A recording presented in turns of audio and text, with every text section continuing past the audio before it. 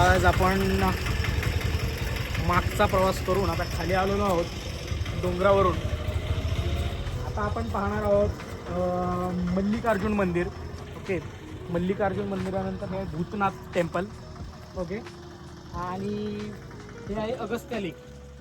Okay, आणि हा जो डोंगरा टाईप दिसते त्या डोंगराच्या मागं आहे बौद्ध टेम्पल आहे ते.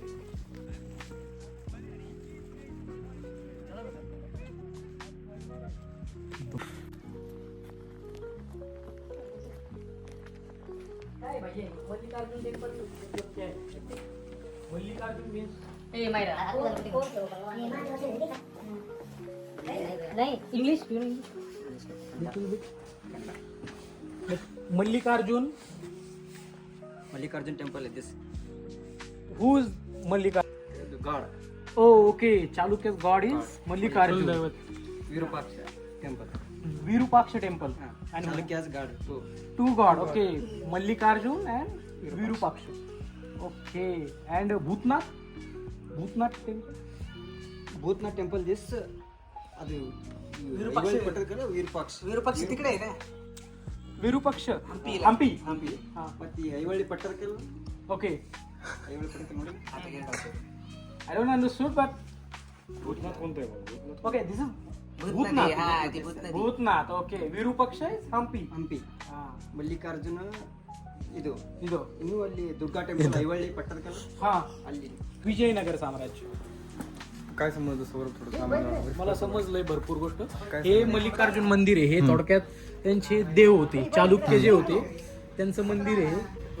हे होते इथं मल्लिकार्जुन आणि इथं भूत. हे मल्लिकार्जुन मंदिर का? येस, मल्लिकार्जुन मंदिर आहे. आणि मूर्ती आहे का आतमध्ये मल्लिकार्जुन? मूर्ती ಮೂರ್ತಿ नाही. Okay, only temple. Oh, what is that side? ಆ temple I don't know. you don't know. You don't. Okay okay okay. आणि तू ते कोणते? ते Bhutnath god only. Chalukyas god चालुक्य's गॉड. मूर्ती ಮೂರ್ತಿ ನೋಡ್ಬೇಕಲ್ಲಿ ಒಳಗೆ ನೋಡಿಲ್ಲ. आपण आता भूतनाथ टेम्पल मध्ये आलेलो. खांब पाहू शकतो, हा वरचा दगड पाहू शकतो. हा एक सोबत मला वाटतं हा दगड आहे. एक हे पाहू शकतो. हे ऍक्च्युली आपल्याला आता माहिती नाही.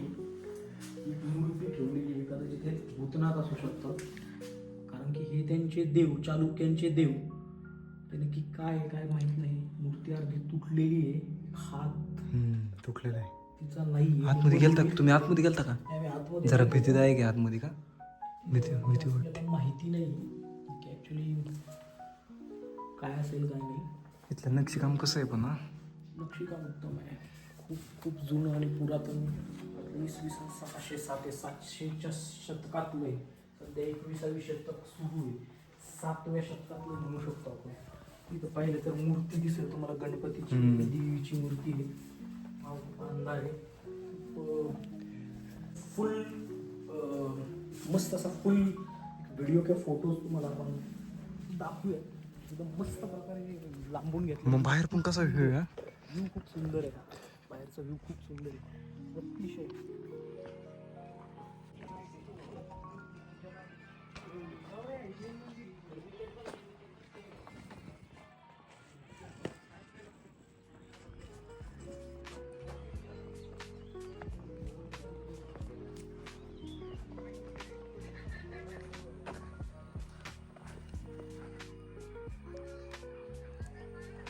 मस्त मंदिर आहे. हल्ली काय चारी बाजूने आहे मंदिराचा, आणि त्याच्यामध्ये हे मंदिर आहे.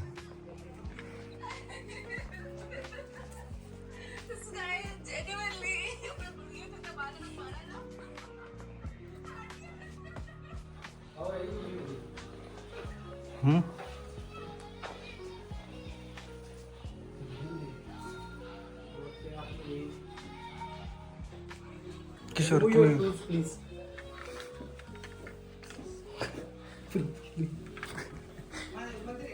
महादेवाचे. किशोर दादा तुम्ही थोडीशी माहिती देता का मला मंदिराबद्दल? माहिती आहे मला, अशी काही एवढी माहिती नाही आहे मला. मी सौरभ जगताप हा आमचा गाईड आहे. तो जरा अभ्यास करून आला इतिहासाचा. चाळणी करून याला ऐतिहासिक पानांची चाळणी करून या कार्यक्रमाची प्रायोजिक आहोत गौरवशी धस. आपण एका मंदिरात आलो होता. ओके, महादेवांचं जास्त आहे. महादेवाचं एक पिंड दिसतीये है ना. पिंड सगळे असेच येत. वास खूप छान आहे. शंभो शिवशंकर शंभो नमामि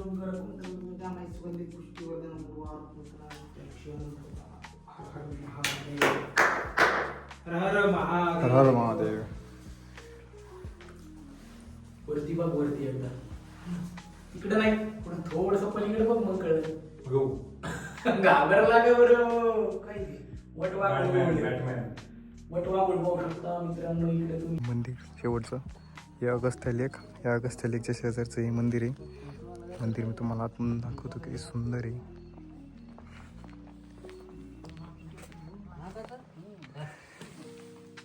बापरे बाप.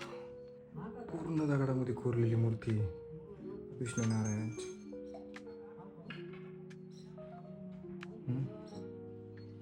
अप्रतिम.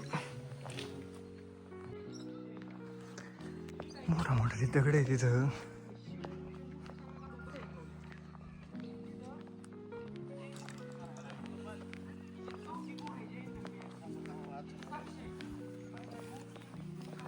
सौरज्ञान पाचशे वाटतं इथं पण. चला मित्रांनो, बदामीतला आपला शेवटचा दिवस आहे. सौरभ, काय होता तुझा एक्सपिरियन्स? सांगायला उशीर झाला. मस्त आम्ही एक्सप्लोर केलेली आहे अशा पद्धतीने. आता शेवटचा स्पॉट आम्ही फिरलेलो आहोत. किसे कुठे गेला? आम्हाला एका गाईडने चांगली माहिती दिलेली आहे. योग्य प्रकारे जोपर्यंत या ठिकाणची माहिती आपल्याला मिळत नाही तोपर्यंत इथील इतिहास काय कळत नाही आपल्याला. मला कसा होता बदामीचा एक्सपिरियन्स? बदामीचा एक्सपिरियन्स खूप छान होता, पण आम्हाला याबद्दल काही माहिती नव्हती. त्याच्यामुळे थोडं आम्ही बोर माहिती झालो. तुला, मला असं वाटतं सौर्याने जास्तीत जास्त माहिती हा. सौर्याकडूनच तुला भेटली. आणि इथल्या काही लोकांनी सुद्धा माहिती दिली आम्हाला हा. चांगल्या प्रकारे. आपण गाईड लावायला पाहिजे होता ना. नाही, काही गरज नव्हती, कारण की एक ऑलरेडी आपल्यासोबत एक गाईड होता, सौरभ जगताप. सौरभ, त्याला ह्या इतिहासाची सौर्या, खूप आवड आहे. या शहराला बदामी का म्हणते बरं? याला बदामी म्हणतात. आम्हालाही माहित नव्हतं, हा. कदाचित तुम्हालाही माहित नसेल, पण आम्हाला इथला जो गाईड होता म्हणजे तो ऍक्च्युली कामच इथं करतो. तो सरकारी नोकरीच त्याला इथं आहे, त्याचीच आहे की याच्यावरती सगळं नियंत्रण ठेवायचं. त्याने सांगितलं की ह्या ज्या दगडांचा कलर आहे तो बदामी कलरचा आहे, त्यामुळे याला बदामी असं या शहराला नाव पडलेलं आहे. आणि त्यांनी भरपूर माहिती दिली आम्हाला. छान वाटलं. काय वाटतं experience एकंदरीत छान शहर होता. हे इथं येण्याचं रिकमेंड करता का तुम्ही? हो, नक्कीच ज्यांना इतिहासाची आवड आहे, ज्यांना ज्याला प्राचीन इतिहासाची आवड आहे त्यांनी अवश्य या. आपल्याला होती की इतिहासाची आवड? आपल्याला तर निर्माण नव्हती. केली आम्ही.